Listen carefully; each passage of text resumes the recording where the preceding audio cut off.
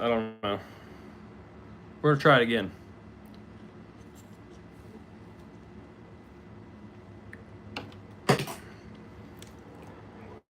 Maybe today is just not a good day to be live. I don't know.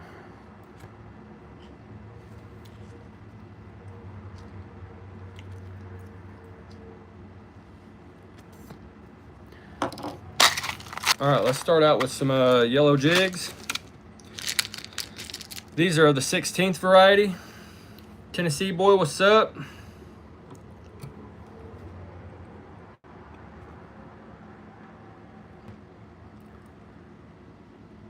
How are you guys doing today? We're gonna tie some jigs because the catfish are about to go up on bed, and when they do, we're gonna mostly be small creek fishing. And so we need to get our assortment of jigs tied up. We'll start fishing for some like white bass and stuff like that. We haven't completely gave up on noodling. I'm just new to it, so stick with me, guys. We'll get there. But we're gonna tie up some jigs. We might even get some jigs away. How about that? It just depends how many people we get in here. If we get like 25 people in here to stay in here, we'll do a giveaway with some jigs.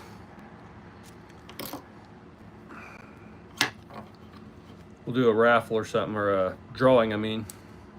I'd still like to start doing jig raffles. Maybe I should do that on my Facebook website. My Facebook guys, there's two of them. I lost control of one. So one of them is ThatDamFishingGuy 247. That's the one you want to follow if you're trying to follow me on Facebook. I lost the other one. I don't know.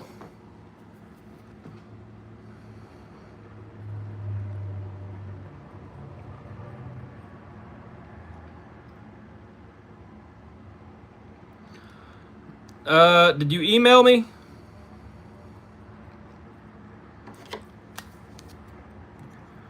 I had my wife send pictures because I don't know how to do that through email.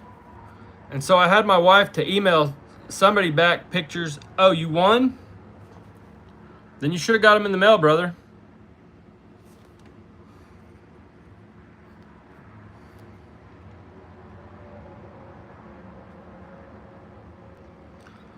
Yes, you should have gotten them in the mail because I haven't got nothing returned. What's up, everybody? All right, we're yellow. Yellow jigs first. Yeah, everybody that won, I put all packages in the mail. Now, there is someone that just won here recently, and I still haven't got theirs in the mail, but my daughter's, I think they won on a Thursday. My daughter's birthday was on a Friday. And so I'm going to town tomorrow, and when I go to town, that package will get mailed out. But usually within a couple days of somebody winning, they're in the mailbox. And the only reason I didn't put the person that won last Thursday stuff in the mailbox is because they won this box in the giveaway. And so, yeah, I don't know. I have no idea. But I assure you, you can ask the other people. I promise you I send them out in the mail. So I don't know, brother. I really don't know. I got a whole box of envelopes right here. I keep stamps in here.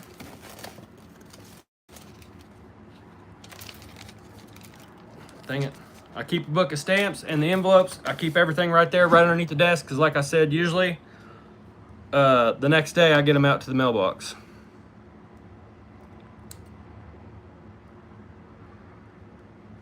But my wife wants me to start putting my logo on the stuff that I send out. And so the giveaways are going to start leaving the post office. So it'll take me a little bit longer to get them out because they won't be getting shipped out from my house. Well, I appreciate you not being worried about it. But I want you to get your jigs too. You won. So what's right's right and what's fair's fair.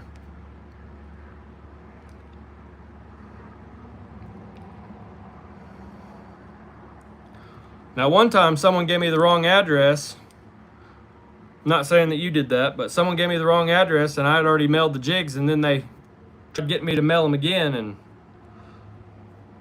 I just saying do that. You got to get me the right address the first time. and I still had the emails, but a year later they tried calling me out for it. I'm in Oklahoma. I still don't see it taking that long for them to get there. They should be there by now.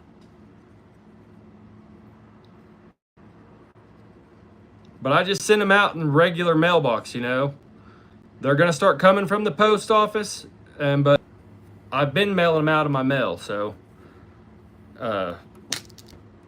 give it another week, and if they don't get there, you've been on my channel for a long time, so I don't feel like you're going to try and jip me. So if you'll just tell me what you won on another live, give it like another week. If you just tell me what it was, I'll resend it to you, because you've been on my channel for quite a while now, and if you didn't get your stuff, I want you to get your stuff. Like I said, what's fair is fair. God is good.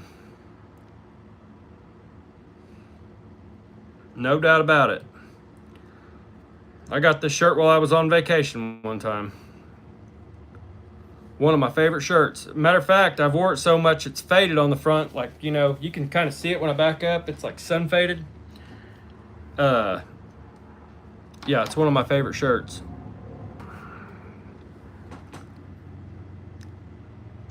Go ahead and email me, Tennessee boy. Go ahead and email me what you had won. And we'll get you hooked back up, brother.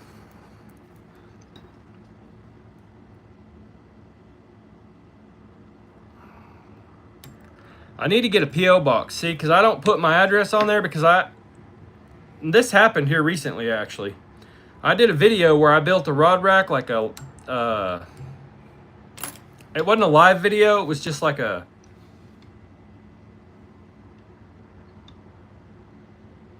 Yeah, Virginia's pretty cool. But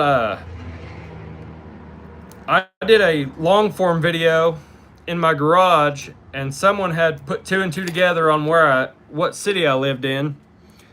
And so now I'm trying to be really careful about that and really careful about what my daughters and stuff say. But somebody actually saw what my garage said, my house number, knew what town I was from, looked up my address, and from states away showed up to my doorstep. And so I went and deleted that video, and it was a good video. It was a step-by-step on how to build your own rod rack. What's up, Weston Outdoors? It was a step-by-step how to build your own rod rack. And, you know, the welding, the cutting, the grinding, the math on everything and how I did it. And, like I said, I ended up taking that video down because somebody from states away ended up showing up at my doorstep. And I have daughters and so on and so forth. And so, like, you know, I can't put my return address because, you know, it'd be cool to get like fan mail, or you guys be like, see something like, I found this at the Dollar Tree. My wife wanted to go to Dollar Tree to get party supplies, and I've tied jigs with this and caught fish with it. And it was like $1.25, and there's like a lot of it there. So I can tie a lot of jigs with that. I don't tie them and sell them because it's not proper jig tying material, but if someone wanted to see me, ThatDamFishingGuy 247@gmail.com. You know, it would be cool to have a P.O. box and all that stuff, so that way people could send me stuff that they want to see me tie jigs with or catch a fish with or whatever. I think that would be pretty cool. What's up, Jailboy Edits? But what I was saying earlier, guys, is we're going to be doing a lot. Catfish are starting to transition to the spawn.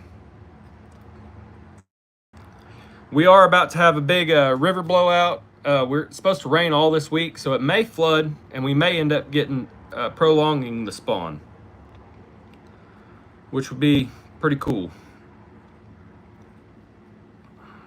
But anyways, so we're going to start fishing for some white bass, and we're going to start throwing these jigs around quite a bit more. So we're trying to inventory. We're trying to stock up on them, guys.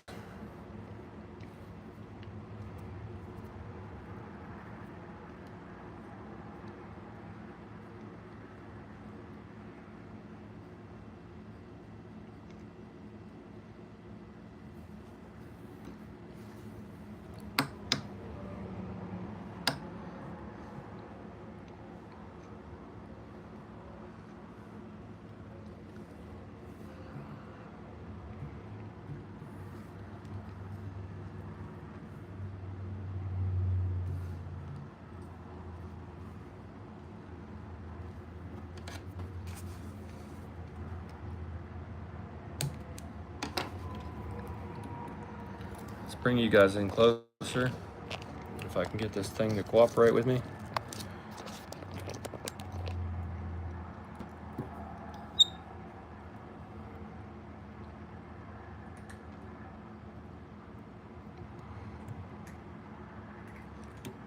If I can figure out which side I went off of.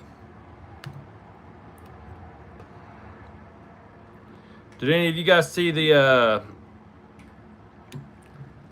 Hellcat fishing rods I got? Or were any of you guys on the live this weekend? I got a Father's Day presents early. Just a little bit. That's a good looking jig, guys.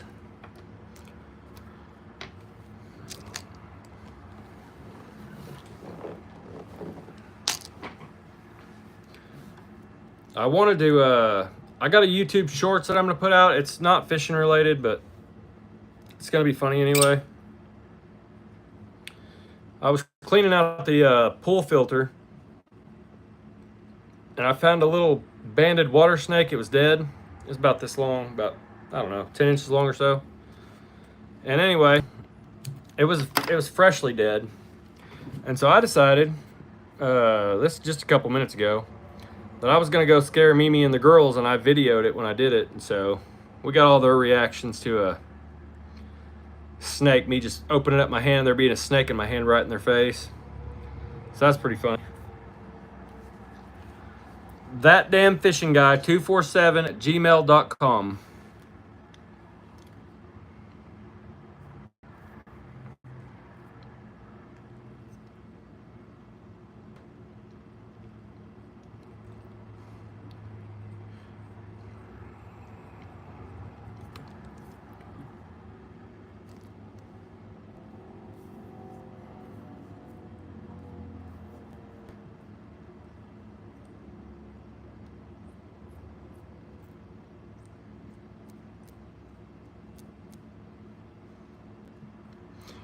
My wife might be able to find it. She'll probably be able to find it for me.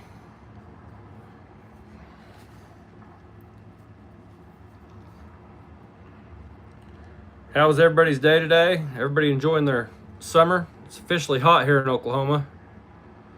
I'm not really enjoying that too much. Well, I just don't want anybody not getting their stuff that's, you know, actually didn't get their stuff, because, you know, you won, so you need to get your stuff. If we can't figure it out, my wife, she'll be able to find it, and I'll send it to you that way. And we can, me and my wife or whatever, she can rewatch the live, or I'll rewatch it, or whatever we got to do to figure it out.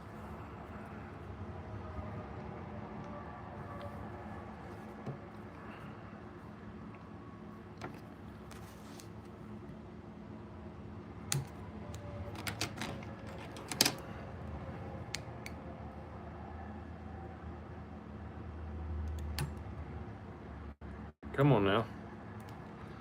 This thread's kind of stickier than the other colors. There we go. Put a third knot on that one just in case.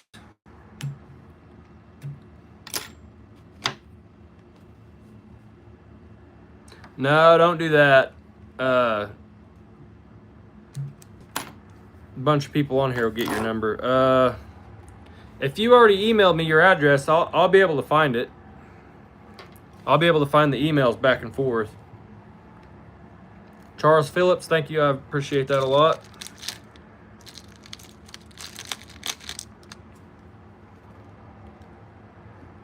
I don't have that set up.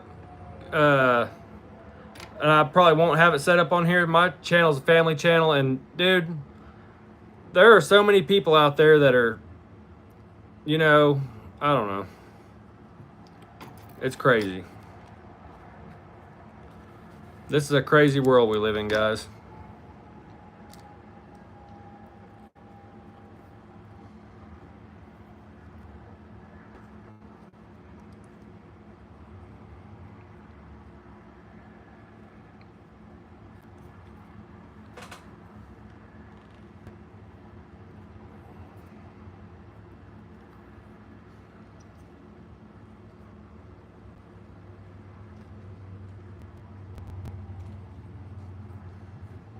How was everybody's weekend?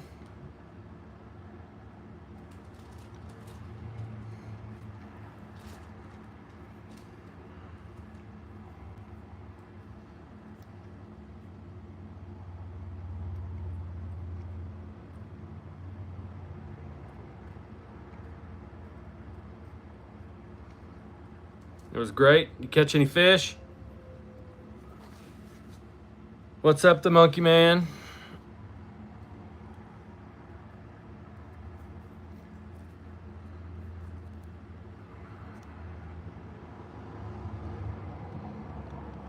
I guess I've seen other people that tie jigs start doing this.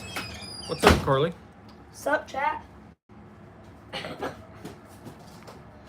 I've seen other people that do tie jigs and stuff. They'll tie a jig and then make it into a YouTube short with money, or with not with money, with music. And I guess I'm gonna start doing some of those for people that like to watch the short form. I went to a derby in the city across from me. Heck yeah! What kind of derby was it? Like a car derby or fishing derby? Yeah, that's the one we take. Okay. Are you guys staying the night with Aunt Debbie? Yes. Really? Yeah. What's going on over there? Mimi has surgery tomorrow. Oh. And also we're going to the splash. Okay.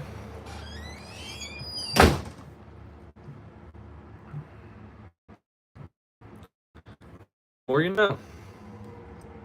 Cars, that's pretty cool. It's been a long time since I've been in any races or anything. We have like midnight drags here, and we got some like figure eight like tracks that are close to Kansas, the Kansas line. We got some racing here in Sapulpa.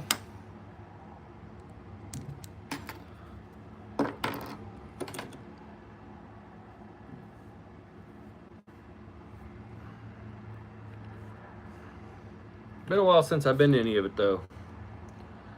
Good looking jig, guys. I think we're gonna tie one more of those, and then we're gonna switch to orange. And hopefully in a couple weeks, guys, maybe in about a month. So let's see. It's June.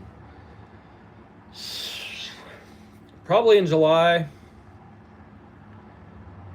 Maybe in August. Hi, Rose. Maybe in August, we're going to go to a river here in Oklahoma. Now, I've caught skipjack at one other river, and I've seen them caught at another. But there is one river that I've caught skipjack in Oklahoma. And so we're going to need to tie up some of these jigs because we need to have an inventory when we go down there. Because I would like to go down there and catch some skipjack. There are skipjack herring at a few places. There is no limit on them, which is weird because there's not a bunch of rivers that have them here in Oklahoma. So you'd think there would be a limit on them. Or I guess there is, I think 200 or something, I don't know. But anyway, 200 is quite a bit. But anyway, there's that one river that's got them predominantly, and you really can't find that much information on them here in Oklahoma. But I've went there, and first time going there and caught skipjack, and so it's I guess it's populated with them pretty decently. But I want to go down there and I want to go catfishing on a river that has skipjack in it because, well, it seems like everywhere that has skipjack, the catfish get a little bit bigger. That's a good high source of protein for them. And the skipjack are fun to catch too. I trolled for them. I casted for them. I hooked up on one casting for them, but I didn't end up landing it. I was casting a Castmaster spoon. But what I had ended up doing was taking a medium heavy fishing pole, like a bass rod, and I put two jigs about 1.5 feet apart, and then about 16 inches ahead of that, I put a barrel swivel, and then I put a quarter-ounce weight, and there was a lot of current coming out of this dam on this river. And so those jigs were riding like 3, maybe 4 foot deep in the water column. And so that's how I ended up catching my skipjack. I caught my skipjack while I catfished. I didn't work them or nothing. I just casted them out, played with the weight until I got them to ride 3 or 4 foot deep, stuck the rods in the rod holder, and waited for the rod to double over, because those skipjack would swim up and hit my jigs and then swim off and hook themselves. Then I would just reel them in and then use them for bait. And I thought that was the coolest thing in the world. And I don't know what keeps them from migrating all the other rivers. They're all the rivers in the part of Oklahoma that I'm from are all connected through locking dams, and you would think that the fry at some point would go through the locking dams, or at least I would think that.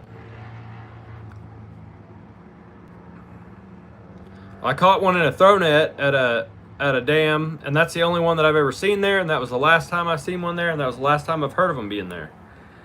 And so skipjack herring in Oklahoma is just crazy, and I actually have a video where I caught those skipjack herring, and I thought it would get a lot more views, particularly by people from Oklahoma, just because nobody really talks about it or knows about it.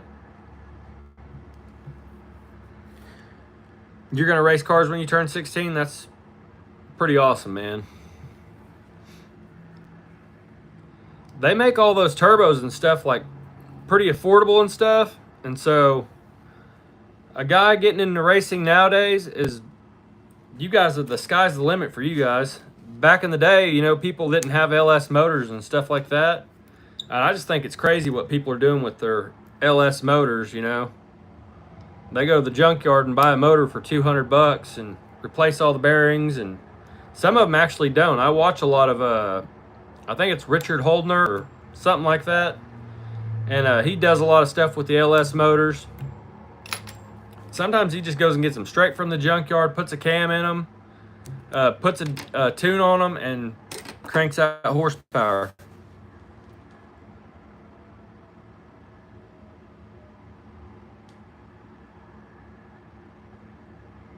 Yeah, LS is a strong motor. My wife, she's already been on me about going somewhere to go back fishing in the ocean. We're going to try some of our jigs in the ocean one of these days. We're going to tie a few more of these yellow ones because I'm already set up to do it. And 5 might not be enough. 7 is seeming like a better number. So we're going to go ahead and tie 7 of them. If you guys haven't, please consider subscribing. I'd really appreciate it. We tie jigs, we chase catfish, we chase white bass, we just chase fish. We catch crappie. We chase a little bit of everything.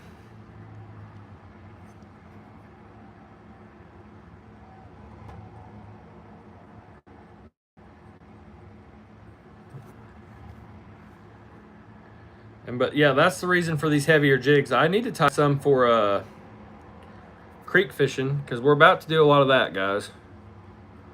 I like walking through some little clear water creeks and fishing, because it's hot and it's nice to refresh in the creek, and it's nice to stand in the creek while you fish and cool off.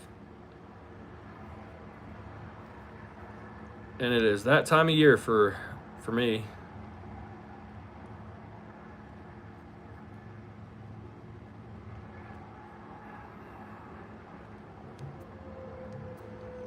But I've been seeing river otters in the creeks that I normally fish. And guys, these are weird places for river otters to be at. Like, I'm pretty close to Tulsa. And these river otters are long ways away from rivers. And I understand that they can live in creeks too, but these creeks, I'm talking about, some people might call these creeks that I'm fishing in roadside ditches. And so to see otters in them is just blowing my mind. And I've seen one otter in both of the little creeks that I normally fish around my house.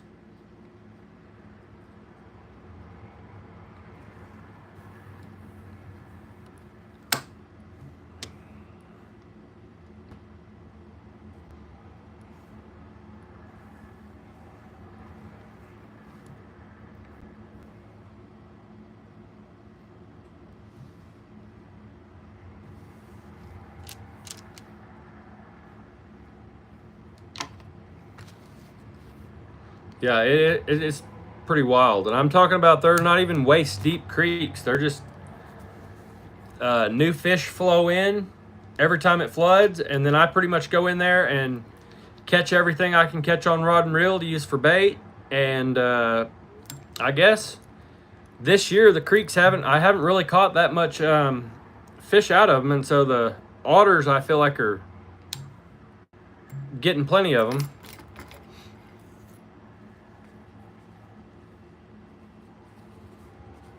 Oh man, there's on some of my pond fishing videos,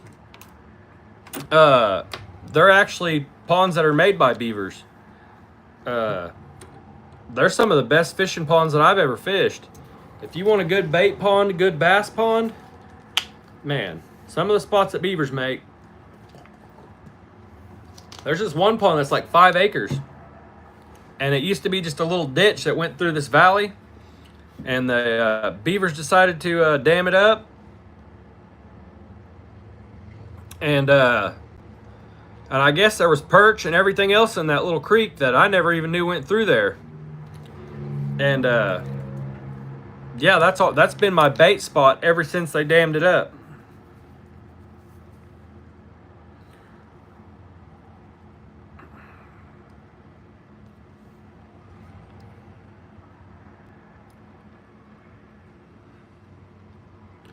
They dammed it up. We put catfish in it. And then I think I got a video this year talking about like a bunch of people moved in. Like they started building houses around it and stuff. And I think that the people that moved in around there, their dogs, I think killed the beavers or something, because they left and they haven't been maintaining the dam. And I'm afraid it's going to wash out. And then the pond's going to obviously be history. Huh.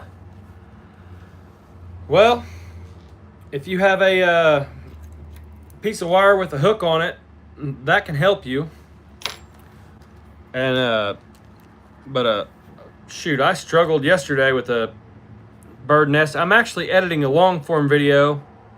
I was catfishing yesterday. I had cast it out and bird nested really bad, and I was trying to pick it out, and the bait was out casted out, and I was trying to pick it out, and I got bit while I was trying to pick it out, and then ended up catching a fish. So I reeled it in, and then I had to cast it back out to start picking out the bird nest again. So man, it just depends how bad it is, and it depends what kind of line it is too. If it's braided line, I feel like the braid is more expensive, so go ahead and try anyways, but I feel like you're not going to have that much success with it, depending on how bad it is. If it's monofilament, you can get lucky sometimes, but you can also put a lot of kinks in your line by pulling on it. But I usually just start with one loop and try to work it around, and then just work it one loop at a time, because that line is just all tangled up underneath each other. It's mono lining completely out of the spool. You're just gonna have to, for one thing, a good way to keep from getting a bird's nest is to spray your line with fabric softener, because it has less memory. It makes your line softer.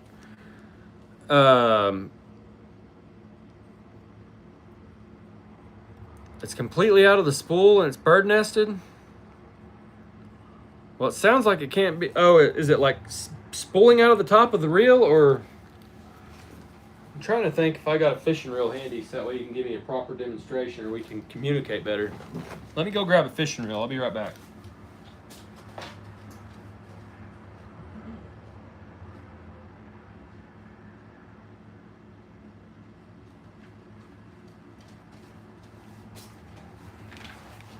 So, is it busted out this way?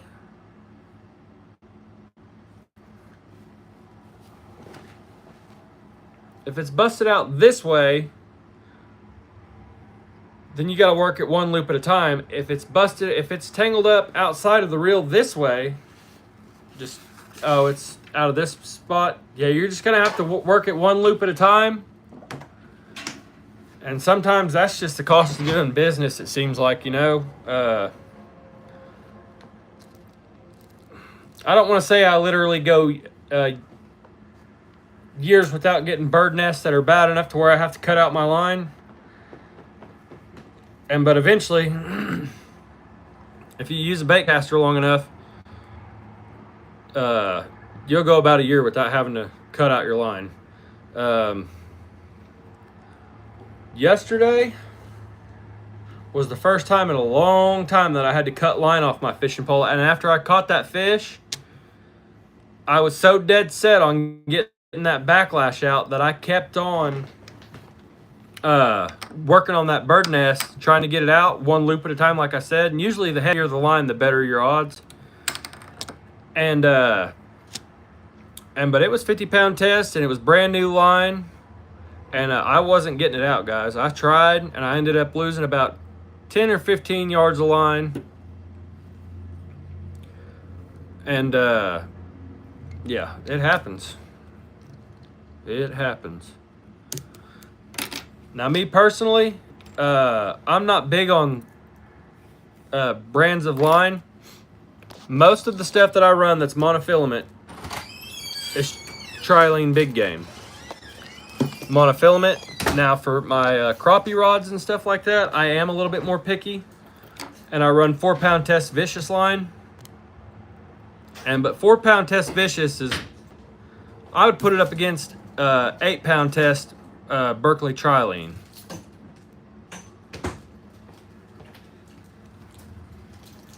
See you later, Cowboy.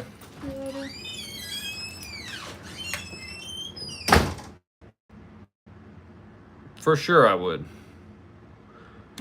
I've straightened out crappie hooks on vicious line, 4-pound test vicious.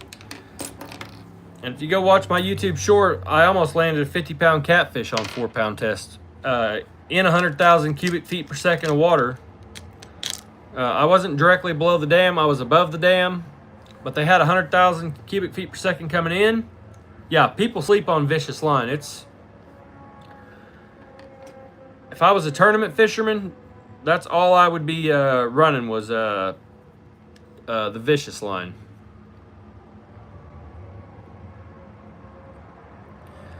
You guys, we got 20 of us in here. If you don't mind, please consider subscribing. I'd really appreciate it. And go ahead and smash that like button, because why not? We're already here.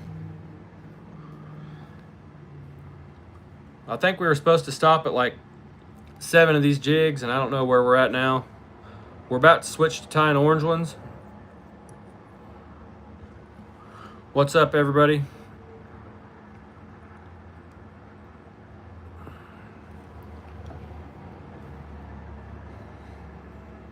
Let me count these yellow jigs real quick. 1, 2, 3, 4, 5, 6, 7. Oh, I guess we had 7 tied. We're stopping at 8, and we're switching to the orange jigs. I do believe those will be the ones that come into play the biggest when I finally make it to the skipjack spot, if I haven't used them before to that point.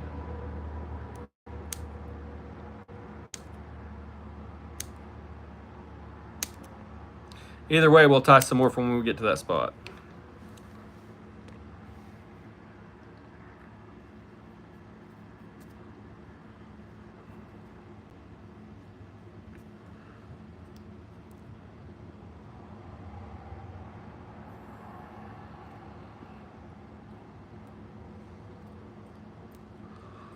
Can't believe my little moderator Caitlin ain't here today.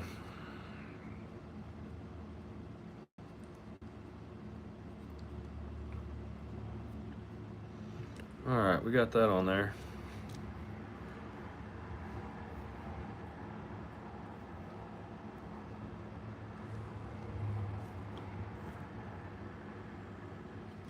£7, and there's this bait. Everybody fishes with Cincos now. What's up, David? Everybody fishes with these baits called Sluggos, or no, they don't fish with Sluggos. I caught my fish with Sluggo. They fish with yum dingers and stuff like that. But I don't know how old you are. But I need you to look up Sluggos Sluggo bass fishing lure. That was the first original stick bait that fluttered when it fell and you fished it weightless. But you could also fish it Texas rigged and you could pop it and it would dart side to side. And so you could make it a jerk bait, a stick bait where it'd flutter, and you could hook it at different positions on the bait, and it had flat sides, guys. Oh yeah, I catch bass. I catch bass, catfish, white bass, striper, hybrid bass. I fish for everything, guys. I fish for everything. 7 pounds. 7 pound on the bass, 90 pounds on spoonbill, 43 pounds on blue cat, flatheads unverified, stripers 37 inches, hybrids 12 pounds. I've caught tuna, sailfish that was like 10 foot long, unverified weight. Yeah, I've caught all kinds of stuff. I fish for everything.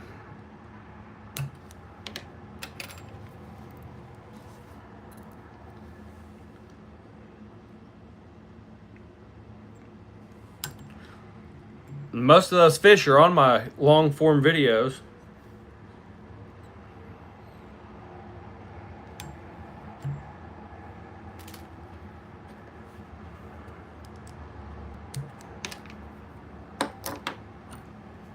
All right, we're stopping there with the yellow. We got a handful. What's my favorite fish to catch? Catfish. And the only reason, really, that's freaking crazy.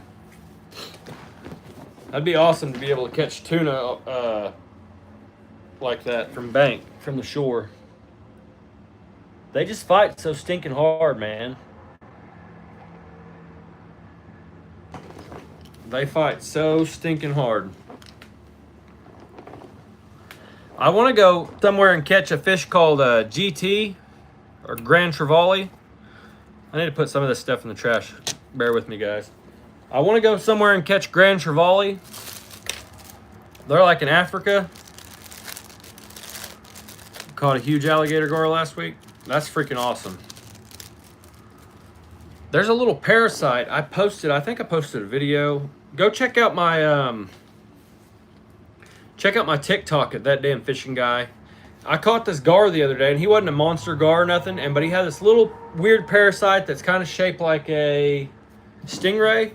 Had little eyes on top of his head and like moved around on the gar. And what happened with the last stream? I don't know. Sometimes if I forget to turn off the Wi-Fi, like we have Wi-Fi at the house, and I don't know, I get good phone service here, and I have Wi-Fi here, but for some reason the Wi-Fi and my phone, they fight each other, and so sometimes it gets glitchy for some reason, and I didn't know what was going on, so I just started it over. But anyways, on my TikTok, I posted that video. I'm going to put it on my YouTube as a short too, because it was pretty cool. I'd never seen anything like that in freshwater, and all the time, guys, I'm seeing new stuff. Like, it doesn't matter how much time you spend on the water. If you think you've seen it all, you haven't. It's just beginning. We got about 20 more minutes on this live, guys.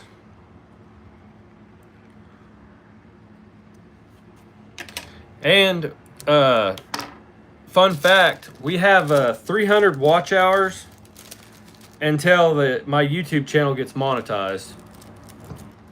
And we should probably talk about that journey. What it was like going through all the steps and meeting all the criteria and doing the different steps and the different things that you got to do to make it to monetization. And honestly, I slept on it. I should have buckled down a long time ago and just made the content, but I didn't. I messed around and it took me 4 years to make it to this point, but I could have done it in probably 2 years.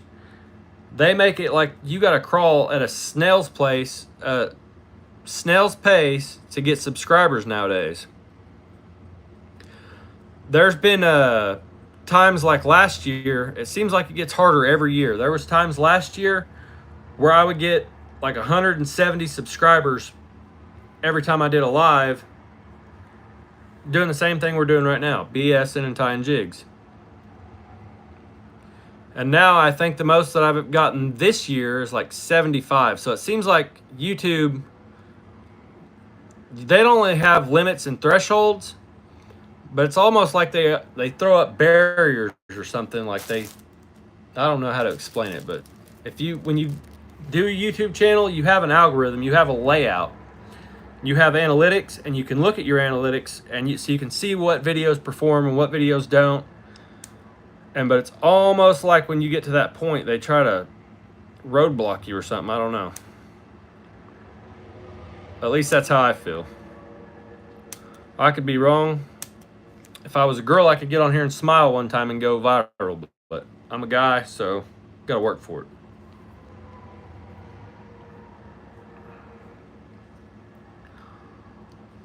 But I don't mind putting in the work, and I don't mind bringing you guys along. And it was actually my wife's idea to start a YouTube channel for me to do this. I already go fishing all the time. My mind is geared towards fishing. I'll be at work thinking about fishing. I'll be fishing thinking about fishing. And so it only made sense for me to do something that had to do with fishing, and I might as well bring people along. And if you learn something, that's cool. If you get to watch me reel in some fish, that's cool. If we all get to hang out on a live and talk about fishing, that's cool. And so I think it's been pretty cool. What's up, Outdoor Freak? So far, I believe everybody that's on that follows me on YouTube, we're all about the same stuff. We all just want to catch some fish and have a good time and learn more techniques about catching fish, because we're all here learning.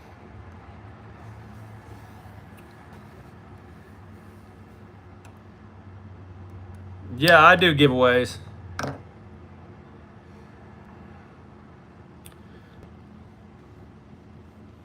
I talked about doing one earlier in the live, but we didn't end up getting a bunch of people on here for whatever reason. And so I was trying to debate whether we were going to or not. And so far, I don't even know if we hit 20 peak watching. I give away jigs, crappie jigs, catfish rigs, stuff like that.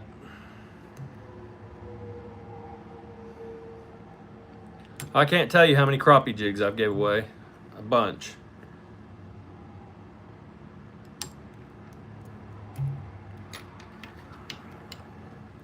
Now, the reason I like this color, guys, is because here in Oklahoma, it rains a lot. And when it doesn't rain a lot, it's really windy. Let me fix my... There we go. Okay. No, I don't own a whopper plopper. The reason I like these orange colored jigs, guys, is because a lot of times here in Oklahoma, we have washed out reservoirs and rivers, and this orange stands out in muddy water really well, especially with this black undercoat on these feathers. And so I really like orange for fishing blown out waters, so I try to keep them handy. And if it ain't black and chartreuse, what's the use? So we got that there too. No, I don't own a whopper plopper. When I was growing up, our version of the whopper plopper was called a jitterbug. Now, I do own a handful of those. And if you ain't never thrown a jitterbug and caught a bass on one, well, you should look them up, and it's spelled just the way it sounds, jitterbug. And it's a lure that, actually, I'll just go grab one and show you guys. Yeah, orange works all around, but that muddy water here in Oklahoma, it just works. And that jitterbug, you have one, that's good. What's my go-to catfish bait? Crappie. I know a lot of people are going to bash that, but here in Oklahoma, we have a city lakes, and we have reservoirs that you're allowed to take bait from or take fish from and use for bait. And some of our city lakes, they have so many crappie that they stun each other, and so it's recommended to take them out of there. And then we have other lakes that they have length limits. So as long as you're not fishing a lake that has a length limit on the crappie, or you're not getting them out of a polluted lake, you're allowed to use them for bait. And I like crappie that are hand size, and I use them for cut bait, use them for live bait. Crappie is my favorite bait. Shad's a close second. If I had to pick one, I'd pick shad. Crappie and shad, that's right. But if I had to pick one, I'd pick the shad. And the reason for that being is that sometimes in the wintertime, shad works better. And for the most part, you can catch fish on shad 365 days a year. And so I feel like that I'd have to go with shad if I could only pick one for the rest of my life. Yeah, about 365 days a year you can catch fish on shad. And it doesn't necessarily have to be catfish. You can catch all kinds of stuff on the shad.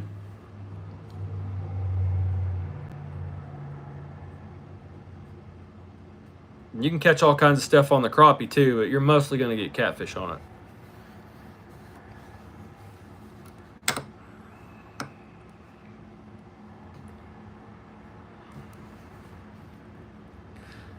I really can't wait to try some of these jigs out in some clear ocean water. I think it'd be pretty sick to catch some anything from the ocean. How much is your setup to make those lures? I think you can buy the vise by itself for about 75 bucks or 100 bucks or something like that. You can buy a little kit, and I don't remember if it was 125 or 175, but it was one of those two price points, and it came with everything you needed but jig heads and feathers. It came with some bucktail. It came with some feathers too, but they weren't just down feathers.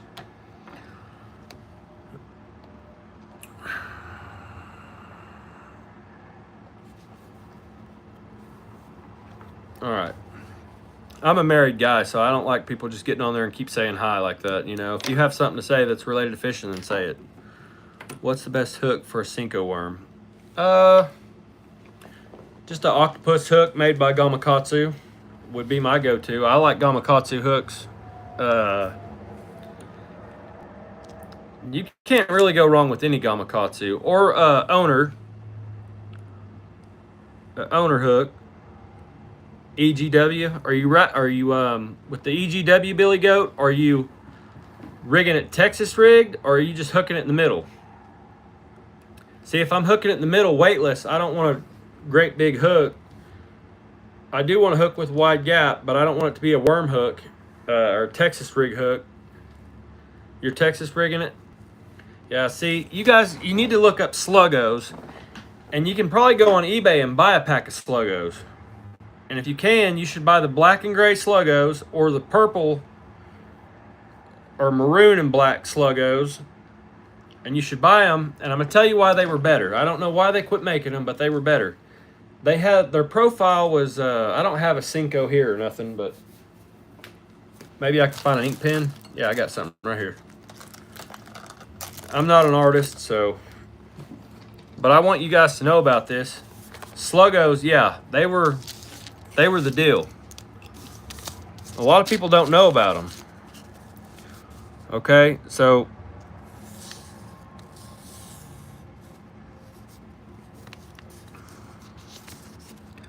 they had kind of a fish profile, and then they had these little lines.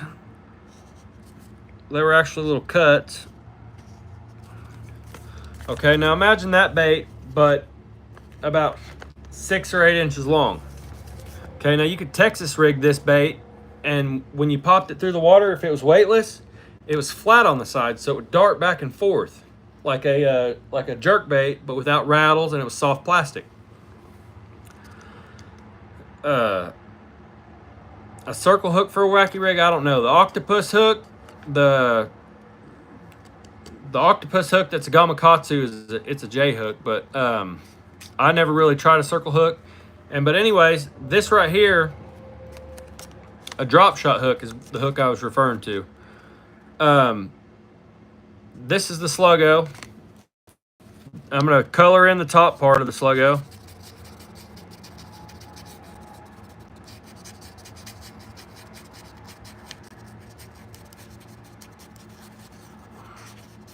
All right, so that was the top of the bait. The top of the bait was flat. The sides of the bait were flat. On the belly, it was rounded over. But if you hooked it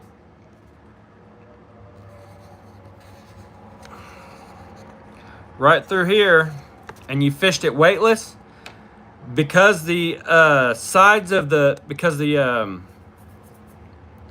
sides of the bait are flat,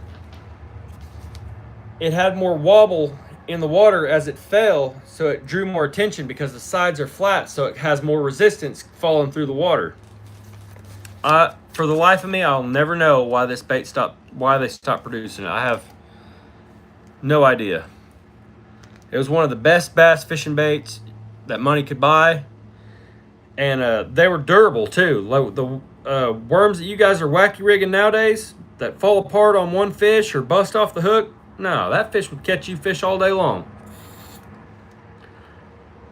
Yep, everyone had them in the 90s, yep. It was a good bait. It still is a good bait. I've got packs of them somewhere.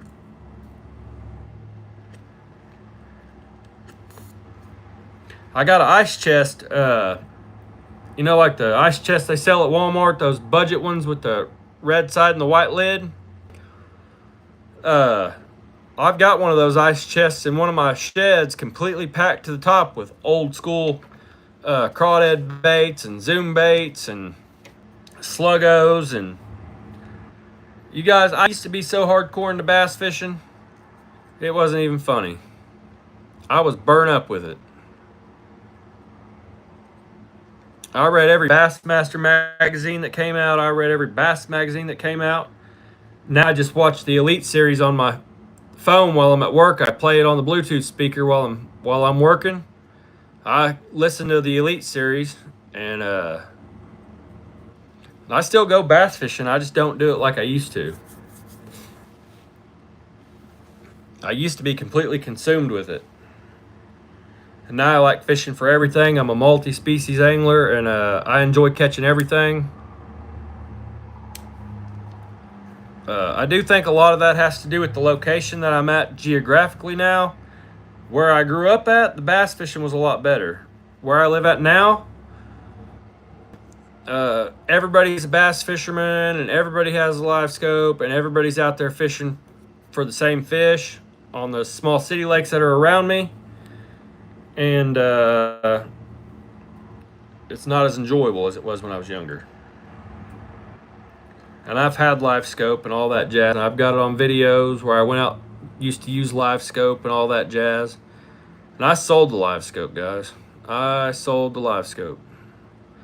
I grew up in a small town of Alloy, or Winganon, whichever one you want to call it, in Oklahoma.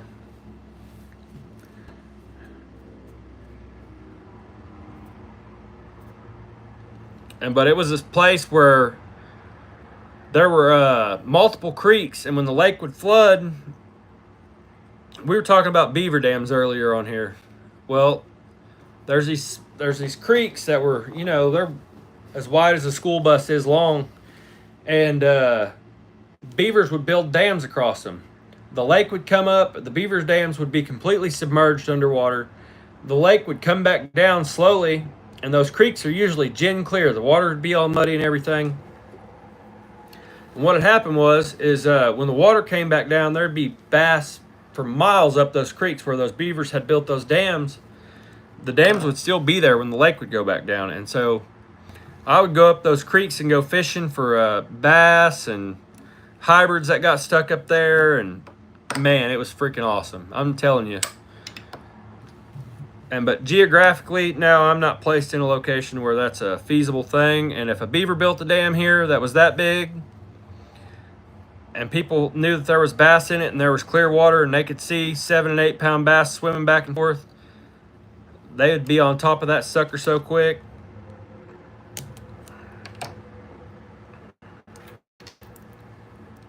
Wouldn't even be funny. But where I grew up at, there was only like a population of 80 people, and all 80 of us didn't fish.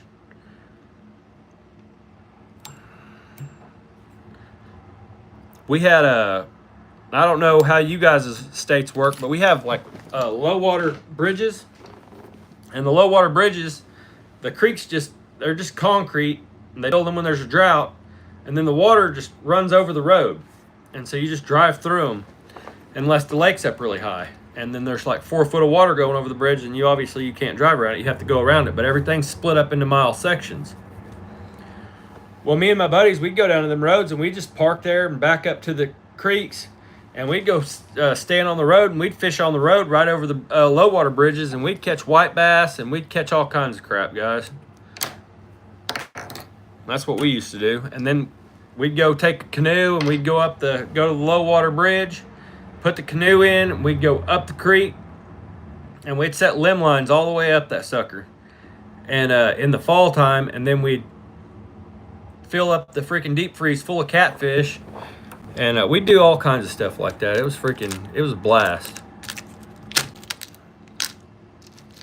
And people are still doing that to this day, but they got a billion different ways to do it now. Now, instead of finding a limb to tie a line to, you buy a bank pole or something, diddy poles and stuff like that, which is cool.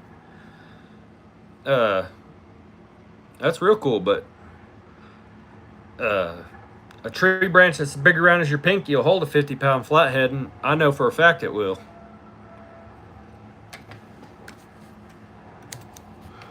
And so they're kind of overdoing stuff now, making stuff too expensive, I feel like.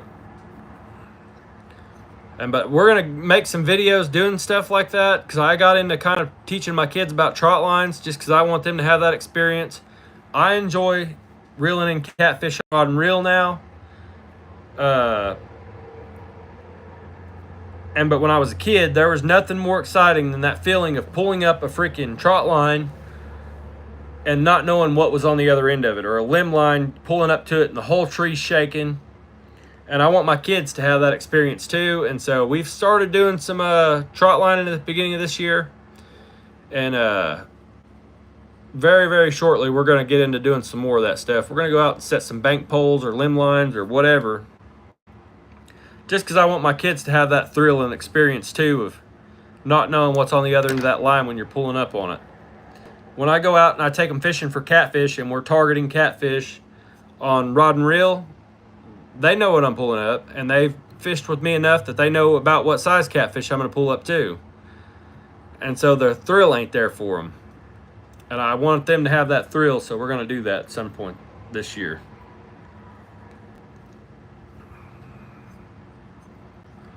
My wife, she absolutely loves trot lines.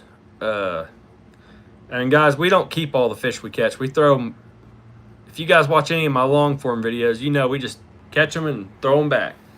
We just have fun catching them. How long do I make my limb lines? See, there's a tricky question, and I really do need to teach people about this, because I see people doing it nowadays. And for the river, you want a little bit of weight,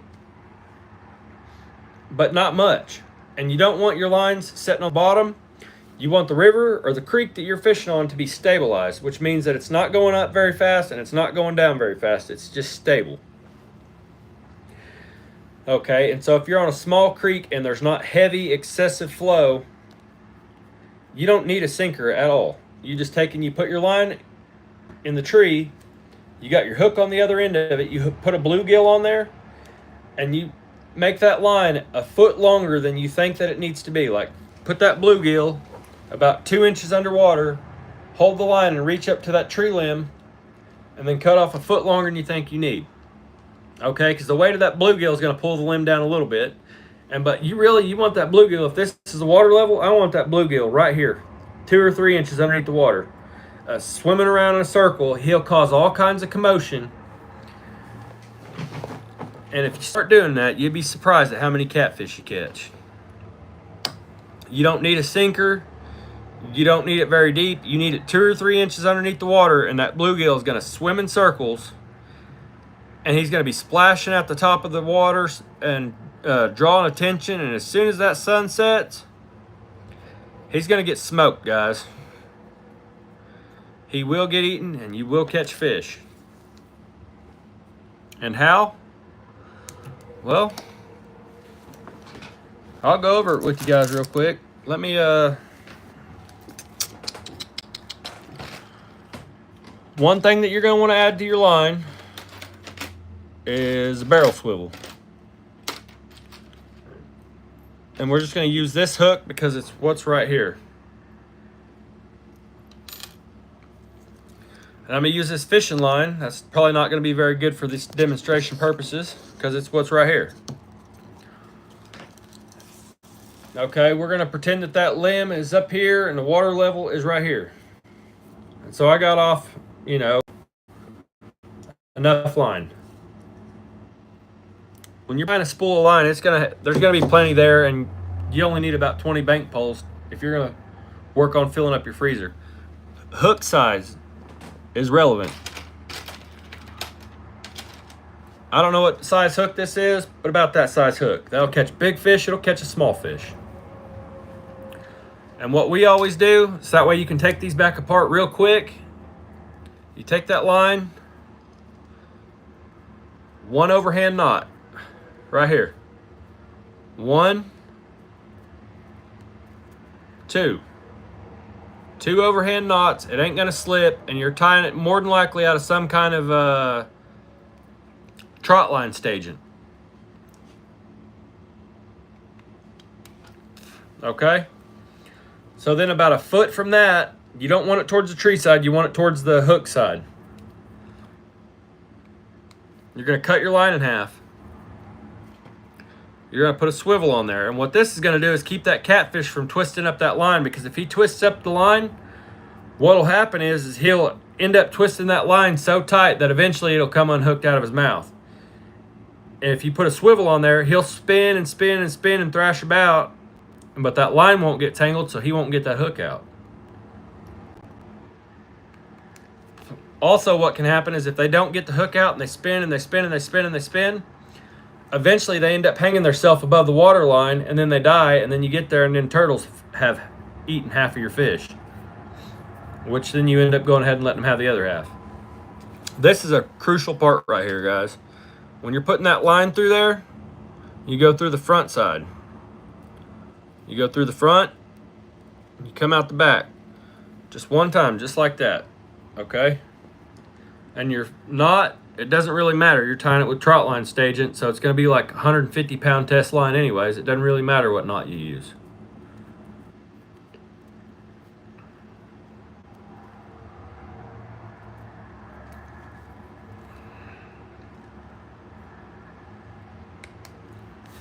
So now you got your swivel, you got your hook, you put your bluegill on here. You set him, this is the water line, remember? Set him a couple inches lower, tie it up to a tree limb where your bluegill's a couple inches underwater. When you set him in the water, he's going to immediately start swimming in circles. And he's going to be splashing around on the top and making all kinds of commotion, and then that's exactly what you want. If he's doing that, you're going to get a fish.